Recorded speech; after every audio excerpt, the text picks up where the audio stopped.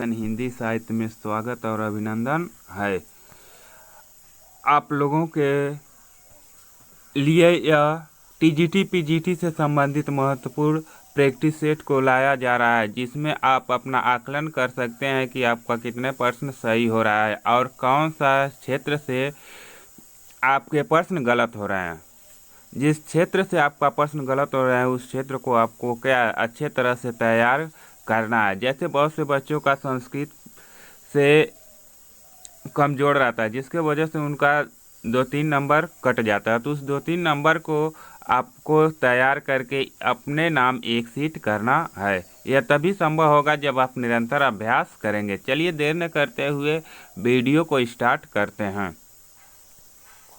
आपको बताना है इनमें एक शब्द ऐसा है जिसका लिंग परिवर्तन नहीं हो सकता है। बताइए इसमें से किस शब्द का लिंग परिवर्तन नहीं हो सकता है, वह कौन सा शब्द है? गिलहरी है, आदमी है, लड़का है या काला है? बताइए इसमें से किसका लिंग निर्धारण नहीं हो सकता है। तो आदमी का भी लिंग परिवर्तन हो सकता है, लड़का का भी हो सकता है, काला का भी हो सकता है। किसका नहीं हो सकता है? गिलहरी का नहीं हो सकता है।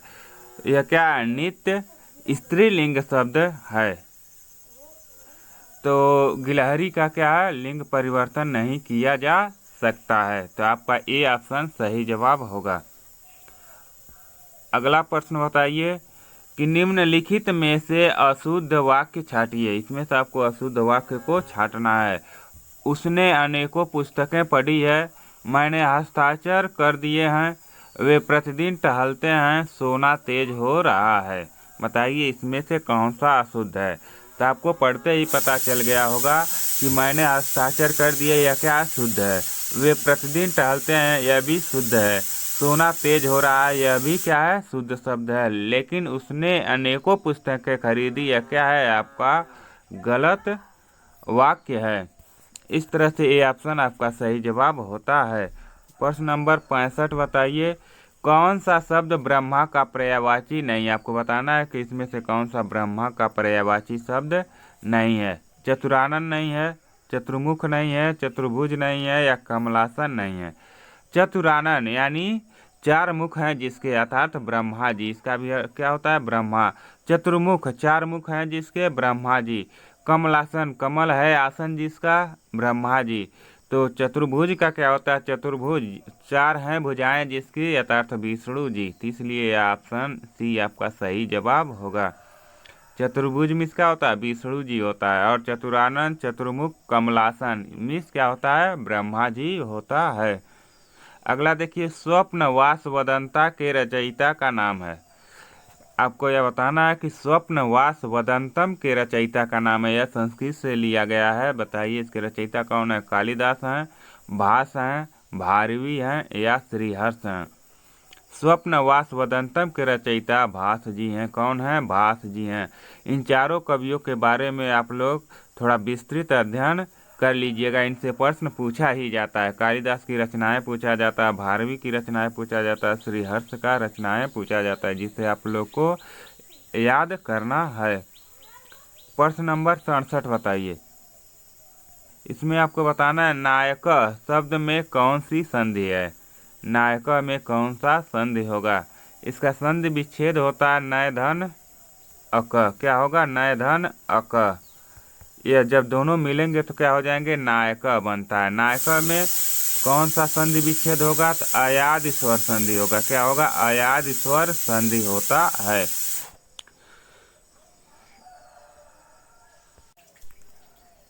इस तरह से आपको संधि के बारे में भी विस्तृत अध्ययन करना है, जिससे आप संधि से भी प्रश्न पूछे जाते हैं। चलिए अगला देखिए विष्णवे का संधि विच्छेद होगा। आपको बताना है कि विष्णवे का संधि विच्छेद क्या होगा। विष्णु धन ए होगा, विष्णु धन ए होगा, विष्णु धन वे होगा या विष्णु धन वे होगा। तो विष्णवे का संधि विच्छेद आपका विष्णु धन ए होगा। क्या होगा? विष्णु धन ए होगा। अगला देखिए प्रश्न नंबर 69। आपको बताना है साकेत महाकाव्य का सर्वाधिक मार्मिक सर्ग क्या है। तो आप लोगों को यह भी पता होना चाहिए कि साकेत महाकाव्य का सर्वाधिक मार्मिक सर्ग कौन सा माना जाता है। तो बताइए कौन सा, नवम सर्ग है, षष्ठम सर्ग है, अष्टम सर्ग है या सप्तम सर्ग है। तो बताइए इसमें कौन सा सही जवाब होगा।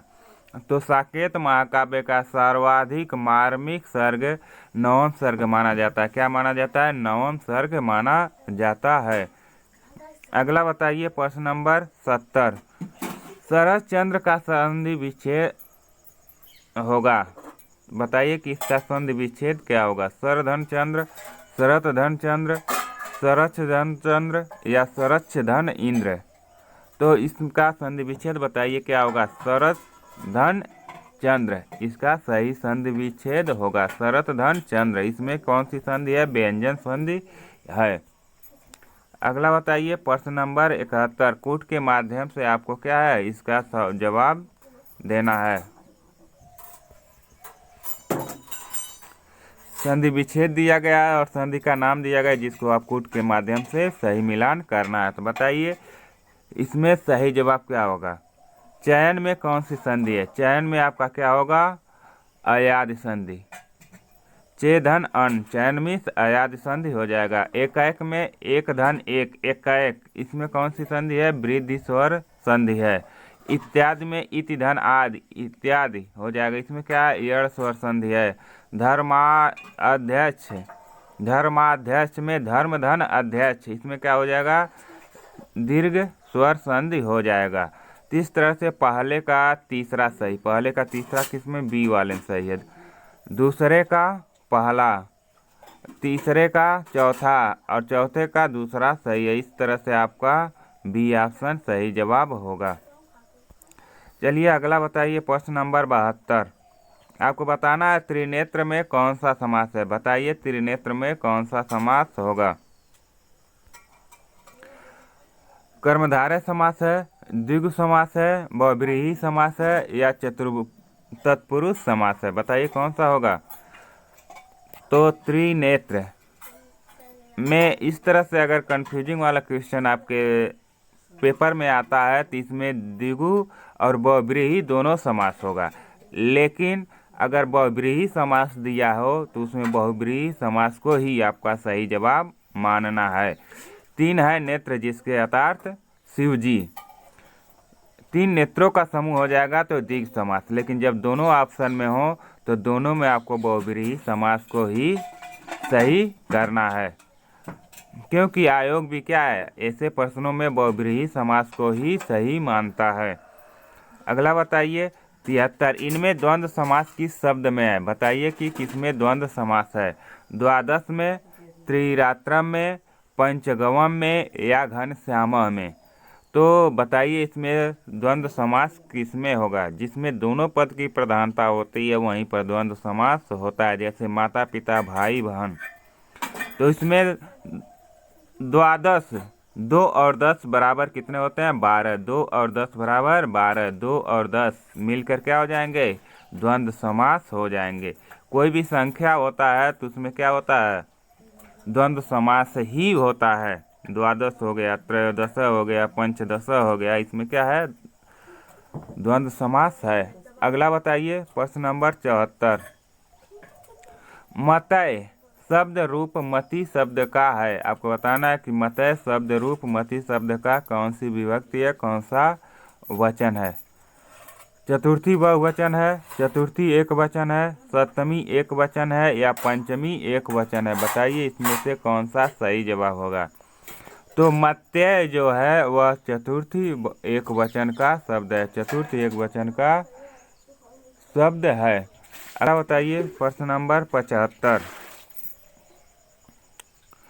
युष्मत् शब्द रूप युष्मद् शब्द के कौन सी विभक्ति कौन सा वचन का है। बताइए द्वितीय विभक्ति बहुवचन का है, चतुर्थ विभक्ति एक वचन का है, पंचमी बहुवचन का है या षष्ठी एक वचन का है। तो युष्मत् शब्द यह क्या है? युष्मद् शब्द धातु का रूप है तो कौन सा है? तो इसमें आपका सही जवाब पंचमी विभक्ति है और वचन कौन सा है? बहुवचन है। युष्मत् में पंचमी विभक्ति और बहुवचन है। अगला होता है लिट लकार। आपको बताना है कि लिट लकार का तात्पर्य क्या होता है। भूतकाल होता है, भविष्यत काल होता है, वर्तमान काल होता है या आज्ञार्थक काल होता है। तो इसमें आप लोग ध्यान रखेंगे, वर्तमान काल को क्या कहते हैं? लट लकार। वर्तमान काल को लट लकार कहा जाता है। भूतकाल को लंग लकार कहा जाता है। क्या कहा जाता है? लंग लकार कहा जाता है। और लिट लकार किसको कहा जाता है? तो भविष्यत काल को लिट लकार कहा जाता है। और लोट लकार क्या होता है? लोट लकार।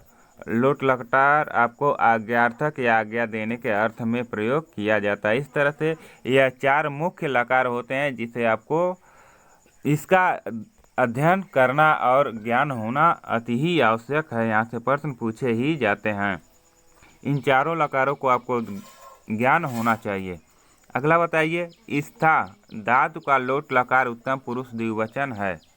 स्था धातु का लोट लकार के में कौन उत्तम पुरुष के द्विवचन में क्या रूप होगा? तिष्ठतु होगा, तिष्ठत होगा, अतिष्ठतम होगा, तिष्ठाव होगा।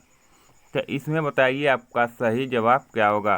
तो स्था धातु का लोट लकार उत्तम पुरुष द्विवचन में रूप तिष्ठाव होता है। क्या होता है? तिष्ठाव होता है।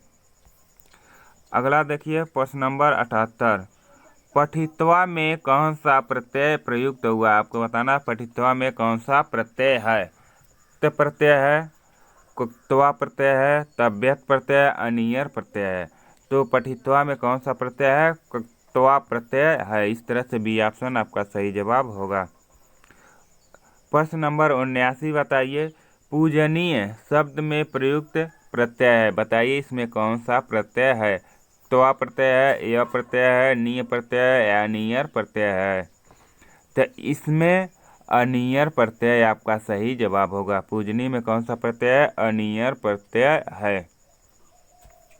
प्रश्न नंबर 80 बताइए, इनमें से उत उपसर्ग किस शब्द में है? आपको बताना है किसमें उत उपसर्ग है। उन्नयन में है, उत्कर्ष में है या उड्डयन में है। बताइए इसमें कौन सा या इन सभी में उत उपसर्ग किस में है। तो देखिए इसका जब संधि विच्छेद करेंगे तो उत धन नयन हो जाएगा। क्या होगा? उत धन नयन। इस तरह से क्या हो जाएगा? उन्नयन। इसमें उत धन कर्ष होगा। क्या होगा? उत धन कर्ष होगा। यहाँ उत धन डयन उड्डयन हो जाएगा। इस तरह से इन सभी में क्या है? उत उपसर्ग है। प्रश्न नंबर 81 बताइए, प्रत्युत्तर शब्द में प्रयुक्त उपसर्ग छाटिए। बताइए प्रत्युत्तर में कौन सा उपसर्ग है? प्र है, प्रति है, तट है या प्रत्यु है। तो इसका संधि विच्छेद हो जाएगा प्रतिधन उत्तर। तो इस तरह से इसका उपसर्ग क्या होगा? प्रति उपसर्ग होगा। क्या होगा? प्रति उपसर्ग होगा। संधि विच्छेद के द्वारा आप प्रत्यय उपसर्ग को भी अच्छी तरह से पहचान सकते हैं अगर आपको संधि विच्छेद का सही तरह से ज्ञान है तो। अगला बताइए, आधुनिक खोजों के अनुसार पहली मौलिक कहानी है। यह प्रश्न बहुत ही पूछा गया है कि आधुनिक खोजों के अनुसार पहली मौलिक कहानी कौन सी है। बताइए, रानी केतकी की कहानी है, पंच परमेश्वर है, उसने कहा था या एक टोकरी भर मिट्टी है। बताइए इसमें से कौन सा सही जवाब होगा। आप लोगों को पता होना चाहिए रानी केतकी की कहानी किसकी है। ईसा अल्लाह खां की यह कहानी है। किसकी कहानी है? तो ईसा अल्लाह खां की यह कहानी है। इसका रचना काल 1803 ईस्वी के आसपास माना जाता है। किसकी? रानी केतकी की कहानी का रचना काल 1803 ईस्वी के आसपास माना जाता है। उसके बाद पंच परमेश्वर किसकी कहानी है? यह मुंशी प्रेमचंद्र जी का कहानी है। इसका रचना काल 1916 माना जाता है। कब माना जाता है? 1916 है। उसके बाद उसने कहा था, यह गुलेरी जी का है। इसका रचना काल 1915 ईस्वी है। एक टोकरी भर मिट्टी यह किसका है? तो माधवराव सप्रे का है। किसका है? माधवराव सप्रे का है, जिसका रचना काल 1901 ईस्वी है। तो आधुनिक खोजों के अनुसार पहली मौलिक कहानी अगर पूछा जाए तो आपका एक टोकरी भर मिट्टी है। कौन सा है? एक टोकरी भर मिट्टी है। डी ऑप्शन सही जवाब होता है। प्रश्न नंबर 83 बताइए, आधुनिक काल में लिखे गए रामकथा पर आधारित महाकाव्य का नाम है। आधुनिक काल में लिखे गए रामकथा के आधार पर महाकाव्य का कौन सा है आपको बताना है। रामचंद्रिका है, रामायण है, रामचरितमानस है या साकेत है। रामचंद्रिका किसकी है, तो यह केशव दास की है। रामायण के रचनाकार कौन है, तो महर्षि वाल्मीकि हैं। रामचरितमानस के रचनाकार कौन है, तो गोस्वामी तुलसीदास जी हैं। साकेत के मैथिली शरण गुप्त जी हैं। तो यह क्या आधुनिक काल में लिखे गए रामकथा पर आधारित महाकाव्य है साकेत, आप याद रखेंगे। फिर अगला बताइए कि साकेत नामक महाकाव्य का नामकरण किया गया। आपको बताना है कि साकेत नामक जो महाकाव्य है उसका नामकरण किसके आधार पर किया गया है।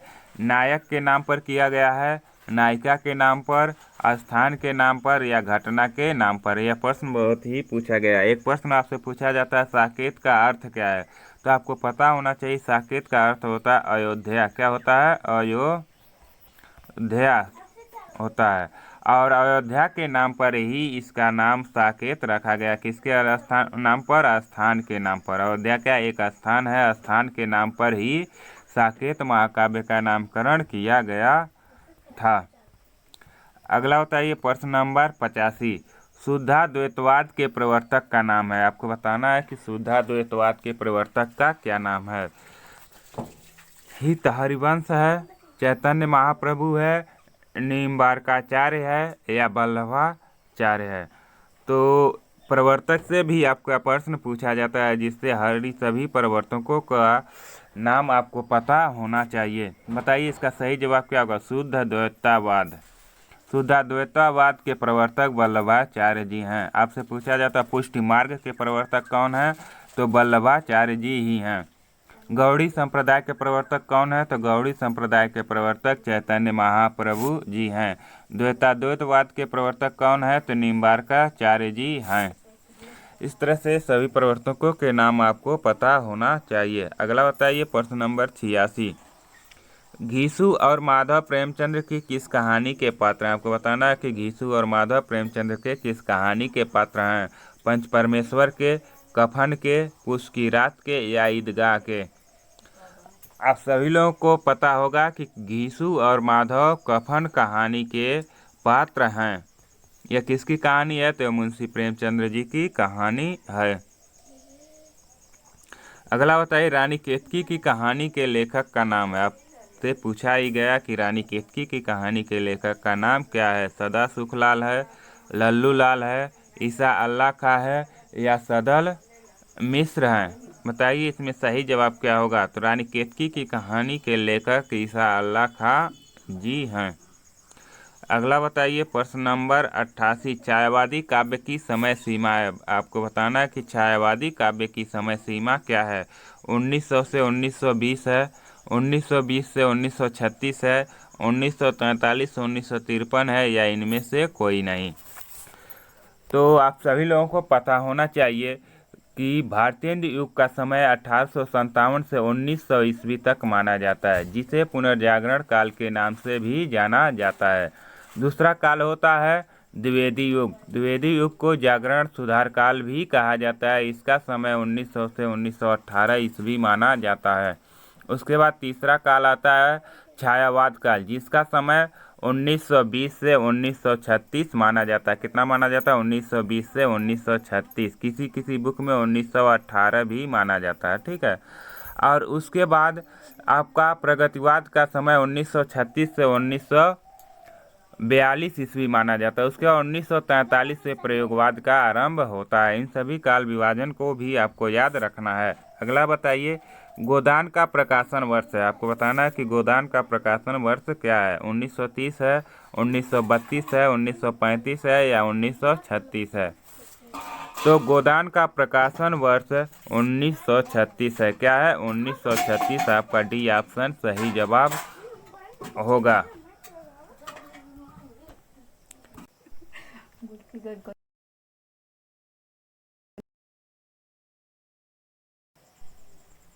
चलिए अगला प्रश्न देखिए आप लोग, प्रश्न नंबर 90। इसका बताना है आपका सही जवाब क्या होगा। यह अधिकांश सभी परीक्षाओं में प्रश्न पूछा ही गया है कि आवारा मसीहा किसकी जीवनी है। बताइए किसकी जीवनी है, प्रेमचंद्र की, विष्णु प्रभाकर की, रविंद्रनाथ टैगोर की या शरद चंद्र जी की? तो यह किसकी जीवनी है? तो यह शरद चंद्र की जीवनी है। एक प्रश्न पूछा जाता है, आवारा मसीहा के जीवनीकार कौन है? तो इसके जीवनीकार या लेखक विष्णु प्रभाकर जी हैं। तो दोनों प्रश्न आपसे पूछा ही जाता है। प्रश्न नंबर 91 बताइए, चाक उपन्यास की लेखिका हैं। बताइए कि चाक उपन्यास की लेखिका कौन है? मृदुला गर्ग हैं, मैत्रेयी पुष्पा हैं, नासिरा शर्मा हैं या कृष्णा सोबती हैं? आप लोग बचपन में देखे होंगे कि बच्चे क्या करते हैं, चाक के लिए मित्रता कर लेते हैं। चाक के लिए क्या करते हैं, मित्रता कर लेते हैं। तो मित्रता से मैत्रेयी पुष्पा।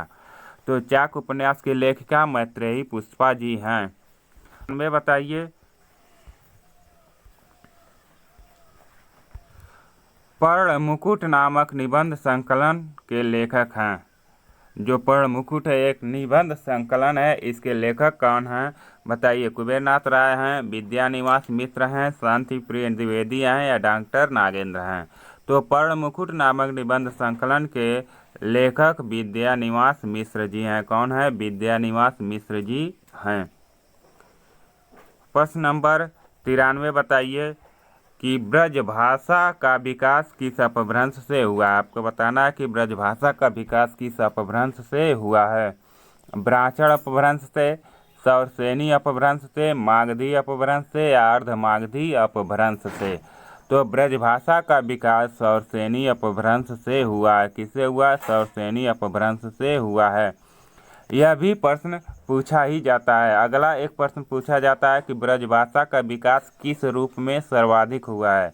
तो आपको याद रखना है कि ब्रजभाषा का विकास काव्य रूप में सर्वाधिक हुआ है। इस तरह से आपका 31 प्रश्न कंप्लीट होता है। और अगर आप सभी लोग टीजीटी पीजीटी से संबंधित महत्वपूर्ण हिंदी रचनाओं को पढ़ना चाहते हैं तथा इसका प्रैक्टिस सेट लगाना चाहते हैं और इसके साथ ही हिंदी साहित्य में जो डाउट्स वाले प्रश्न होते हैं, जो आपको हमेशा असमंजस में डालते हैं, ऐसे रचनाओं को, रचनाकालों को और उससे संबंधित महत्वपूर्ण कथनों के बारे में जो आपको असमंजस होता है, जो डाउट्स होता है, उस डाउट्स को भी इस चैनल के माध्यम से दूर किया जा रहा है। अगर आप अपने डाउट्स को दूर करना चाहते हैं तो आप सभी लोग BS एजुकेशन हिंदी साहित्य चैनल को सब्सक्राइब कर लें और उसके नोटिफिकेशन बेल को दबा दें, जिससे हर एक वीडियो का नोटिफिकेशन आपको समय से मिलता रहे। चलिए, इसी के साथ इस वीडियो को यहीं समाप्त करते हैं। फिर मिलते हैं अगले वीडियो में। तब तक के लिए जय हिंद, जय भारत।